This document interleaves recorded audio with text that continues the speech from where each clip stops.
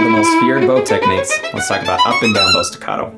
Alright, so this video builds very much on the foundations that we laid when we were talking about the collé motion in this video. If you haven't already checked it out, be sure to go watch that first before continuing with this one. So before moving into up and down bow staccato, you should be able to move very smoothly with your collé motion. You should have a large range of motion, you should be able to lift and drop the bow using only your fingers, and the tip should stay straight up and down. If that's you, you're ready to start up and down bow staccato. Here's what I want up and down bow staccato to look like initially.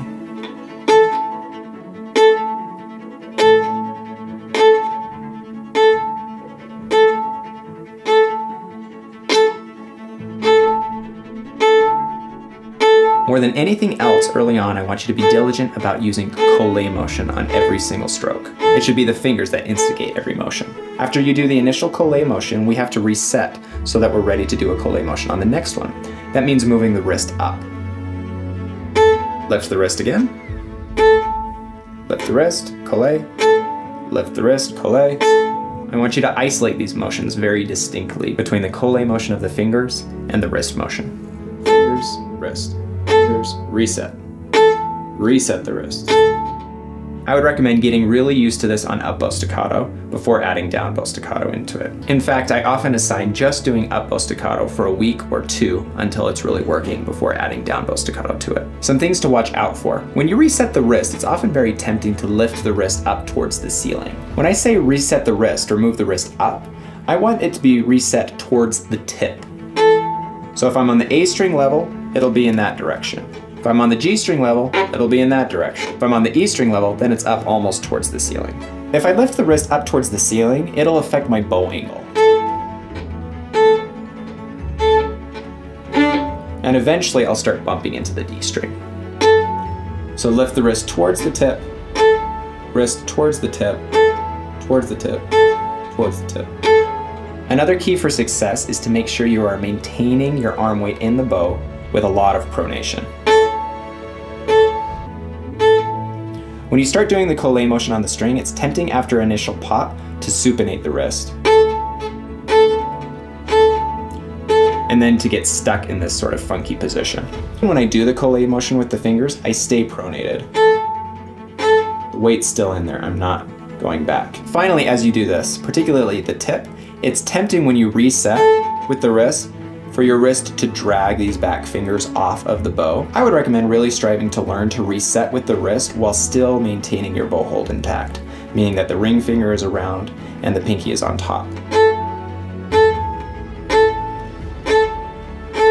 In some ways, it's not the end of the world when these fingers come off, particularly when you're doing a fast up bow staccato, but it is going to give you grief if you don't have the ability to keep the fingers on. Most of the time when we're playing in a piece, we want our bow hold to feel totally consistent. And so we want the ability to have a nice biting collé sound everywhere in the bow while still having our bow hold intact. Focusing on anchoring the ring finger is usually the best way of combating this if you find that your back fingers are popping off, particularly since most bows have an eyelet here that you can actually feel. So if you're finding that the fingers are coming off, strive to continually feel that ring finger on the eyelet.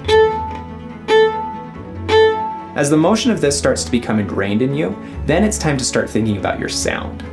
What we're after is a really clean initial bite with a big ring that doesn't get choked. You want to hear all those overtones. Keys for this is to make sure that you're employing arm weight and not pressing onto the string. Also make sure that your stroke feels very horizontal and not pressy down into the string. Arm weight's going to give us all of our downward force, and our collé motion is going to be completely sideways force. Moving on to down bow staccato, it's a similar idea but just the opposite. So we're going to start with our hand in a contracted position, and then we're going to do a reverse collé where we throw it outward. And we'll reset the wrist again, but the wrist will reset in a downward position. Again, it's not downward towards the ground, which would change our bow angle. Rather, it's downward towards the frog. So whatever angle the bow is at, I'm moving towards the frog.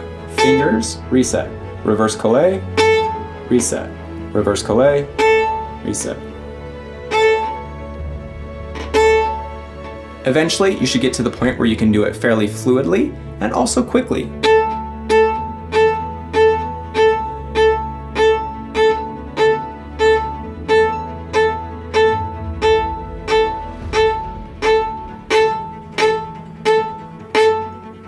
You can progress the exercise by increasing the speed. Be sure to maintain, however, the very distinct difference between the finger motion and the wrist motion. When the speed gets to about this level, I like to add in doubles and triples, which will help us to take it to the next speed.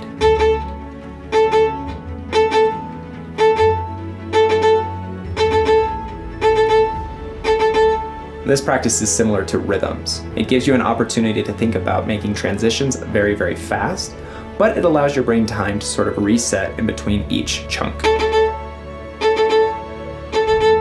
Of course, you can then advance it to using even more notes and trying to get faster and faster through time.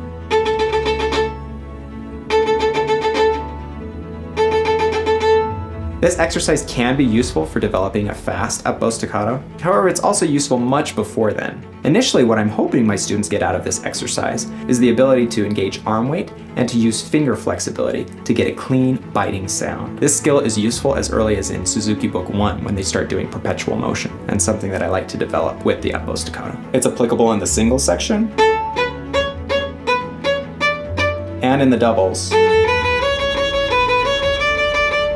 If the collé motion and the up and down bow staccato are really working, the doubles are no problem. So this is an exercise that I start doing very early on, and I almost never stop doing this exercise. At the advanced stages, it helps with up bow staccato, but it also ensures that we always have a deep engaged sound at every point in the bow. It's one that I keep on the practice regimen, even for my most advanced students. If you've enjoyed learning about this bow exercise, this next exercise is one that I use even more than this one. It's called Ring the Bell. Check it out.